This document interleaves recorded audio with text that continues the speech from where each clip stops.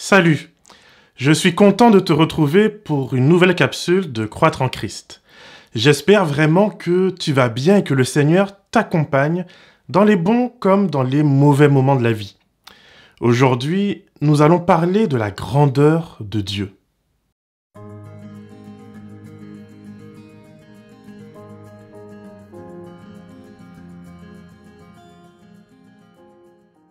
J'aime écouter les infos en conduisant. Et cette semaine, j'ai été interpellé par la situation des hôpitaux en France. L'hôpital est en crise, tout comme la plupart des métiers du soin d'ailleurs, de l'aide et de la fraternité. Eux aussi, ils sont en crise. Il est devenu très difficile de supporter la difficulté et la pénibilité du travail, le manque de reconnaissance, quand, à côté de cela, des ados deviennent millionnaires en dansant simplement sur TikTok. Je pense que nous perdons de plus en plus notre raison d'être, notre pourquoi. Cela nous conduit à ne plus pouvoir endurer ce qui est pénible, car après tout, si la vie n'a pas de sens, s'il n'existe pas de transcendance, alors pourquoi et à quoi bon souffrir? Pourquoi aller à l'église quand elle nous apporte si peu? Pourquoi croire en Dieu quand il passe plus de temps à rester silencieux qu'à nous parler? Et quand, d'ailleurs, il semble parler, tu m'excuseras, mais étant très rationnel, je trouve que beaucoup de nos témoignages censés démontrer l'action de Dieu, en réalité, pour moi en tout cas, sont vides et de spiritualité et de surnaturel. Très souvent, trop souvent, il m'est possible d'expliquer assez simplement ce qui se passe, simplement me référant aux conjonctures sociales, économiques ou événementielles qui ont mené aux résultats perçus comme inattendus. Attention, entre nous, cela ne signifie absolument pas que je ne crois pas au miracle. Bien au contraire. Ma vie a été trop miraculeuse pour ne pas croire que Dieu agit encore aujourd'hui dans la vie de ses enfants. Non, je dis seulement que cela fait longtemps que je n'ai pas entendu un témoignage de nature à me révéler l'action concrète de Dieu. Alors, face à la banalité de nos vies, comment pouvons-nous encore croire que Dieu est grand? Comment pouvons-nous croire qu'il est admirable et redoutable? On pourrait même se poser la question, sommes-nous de vrais croyants? Ou bien jouons-nous à croire en espérant que personne ne s'en rende compte? Surtout, comment pouvons-nous démontrer à nos amis, à notre famille non croyante, l'intérêt de placer sa confiance en Dieu? Ce ne sont pas de simples questions. En tant que chrétiens, nos croyances sont souvent l'objet du ridicule de notre société. Croire en Dieu est devenu un tabou, un signe de bêtise et ou d'ignorance. Quand je lis cette remarque qui se trouve dans le Deutéronome au chapitre 4 et les versets 6 et 7, je t'avoue que quelquefois je ne sais pas trop où me mettre ni comment y parvenir. Selon Moïse, les nations seront dans l'admiration en voyant les résultats de l'obéissance des Israélites. Lis avec moi. Vous les observerez et vous les mettrez en pratique. Ce sera là votre sagesse et votre intelligence aux yeux des peuples qui entendront parler de toutes ces prescriptions.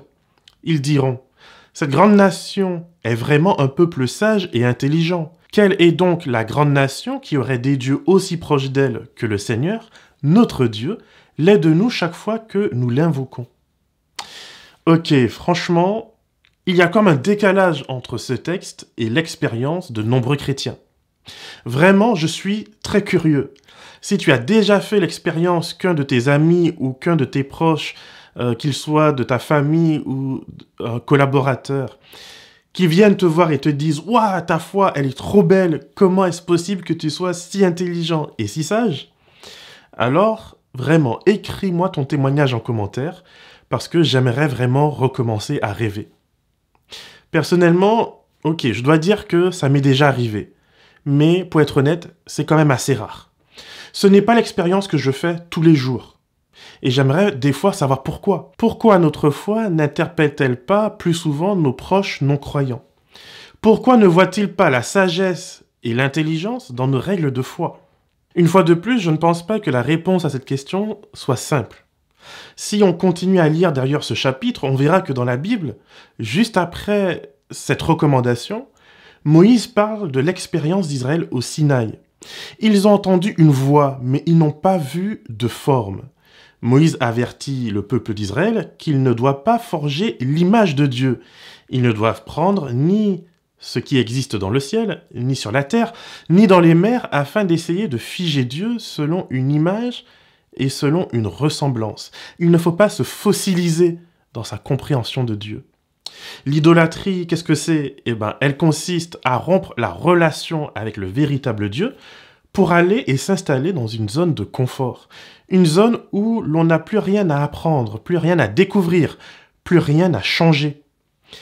J'aime vraiment prendre l'exemple des couples, parce que je trouve que cela illustre trop bien la relation divine. Quand je prends mon conjoint pour acquis, lorsque je ne m'efforce plus de le découvrir, lorsque je pense savoir ce qu'il ou qu'elle pense, ce qu'il ou qu'elle veut et rêve, alors il y a un problème. Je deviens égoïste dans ma relation. Tout devient tourné vers moi-même. Tout sert à répondre à mes besoins et à mes problèmes. J'oublie qu'une relation se doit d'aller dans les deux sens, que je reçois, mais que je me dois également de donner. Je me dois de manifester de la reconnaissance, de l'écoute, du partage. Il faut que je sois dans une expérience mutuelle et réciproque. Aimer un autre, ce n'est pas toujours une chose facile. Faire durer l'amour est devenu presque impossible de nos jours. Franchement, lorsque l'on parle de l'amour avec un grand A, on a l'impression qu'il souffre du même problème que de l'hôpital ou que de notre foi. Nous avons de plus en plus de mal à nous tourner vers autrui. Nous avons fait de nous, du moi, le centre de l'attention. Ce qui est devenu important, c'est ma paix, mon bonheur, mon épanouissement, ma réussite avant tout. Les autres viendront ensuite, mais bien souvent, il ne me reste plus d'énergie pour les autres. En passant, on oublie que ce n'est qu'à travers la relation à l'autre que l'on trouve le vrai bonheur, la véritable réussite et la véritable paix. Ce qui m'attriste, c'est que l'on transforme la foi pareillement en quelque chose d'égoïste et de toxique. On fait de la foi quelque chose à l'image de la relation dans laquelle l'autre te couvre de cadeaux, de tendresse et d'affection. Bien sûr, ça doit être l'Église, le pasteur, l'ancien. L'autre est censé te faire croire que tout est libre et gratuit. Et puis, bien sûr, au bout d'un certain temps, on se rend compte que tout compte fait, c'est pas aussi libre et aussi gratuit qu'on l'avait dit. Et que, tu dois commencer à donner ta dîme, de ton temps, de tes énergies, bref, la charge s'accumule. Ce fonctionnement qui consiste à couvrir l'autre d'une grande attention, puis à tout reprendre tout en demandant toujours plus de services est la signature même des relations toxiques. De même, de l'autre côté, ressentir qu'il faut toujours s'effacer et plaire à l'autre, ne pas oser dire et ne pas oser exister, est également la signature d'une relation toxique. C'est ici la signature d'un manque de confiance et d'assurance en soi. Si nous nous devons d'alerter les personnes dans des relations, qu'elles soient professionnelles ou amoureuses, afin de prévenir de l'abus toxique, pourquoi acceptons-nous ces mêmes comportements dans l'Église et dans la spiritualité ?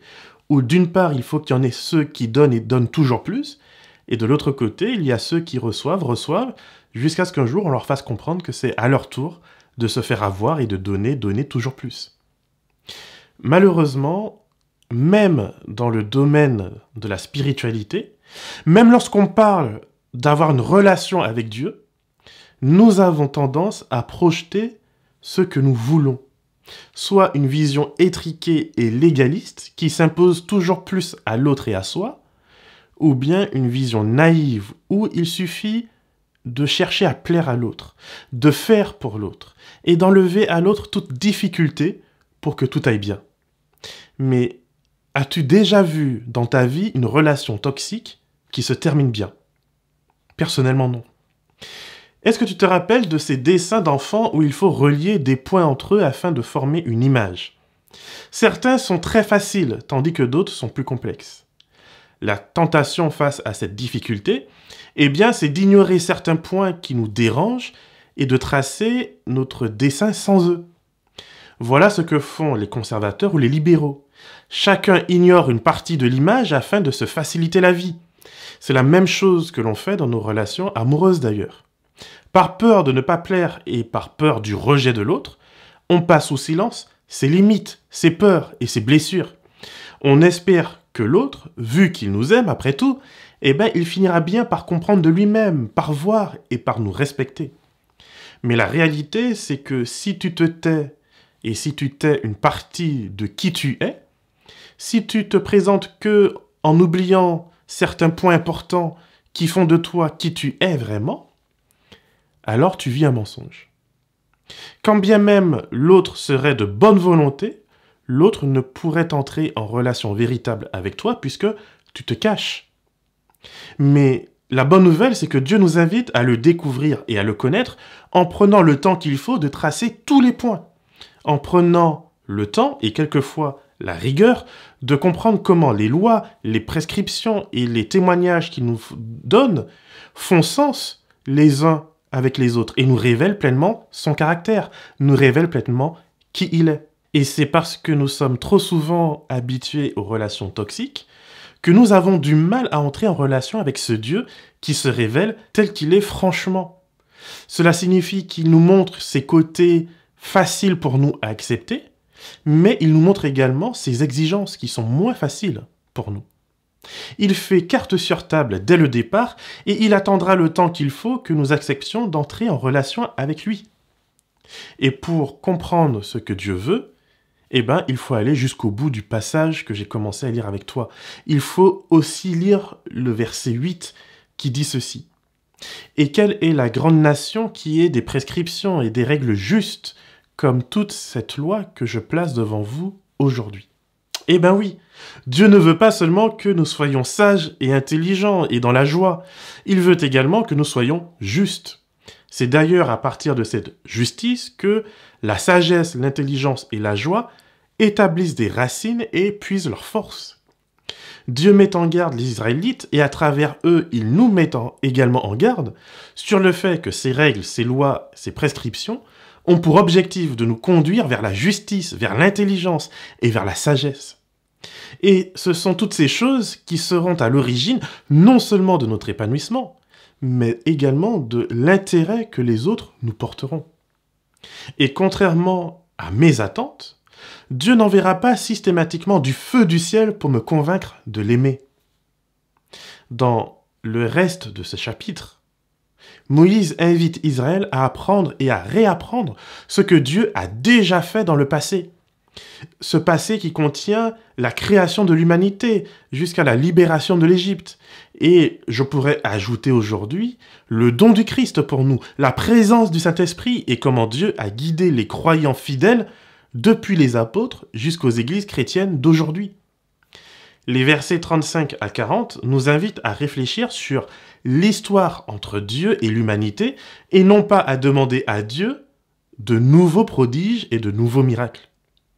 Pourtant, si tu y penses vraiment, cela me semble normal que Moïse, qui a vu les actions miraculeuses de Dieu toute sa vie, de sa naissance à sa mort, puisse ancrer sa foi dans le miraculeux quotidien de Dieu. Et pourtant, non, ce n'est pas ce qu'il fait. Il ne nous invite pas à prier pour demander à ce que Dieu fasse trembler à nouveau la terre, mais plutôt il nous invite à faire ce travail de mémoire, ce travail de confiance et ce travail de foi. C'en est presque décevant. Et en même temps, si je reviens à l'image de la relation d'un couple, les choses qui font le plus d'impact sont souvent les plus simples. Ce sont souvent les souvenirs d'attention, les petits gestes, les moments passés ensemble qui donnent à une relation son caractère irremplaçable.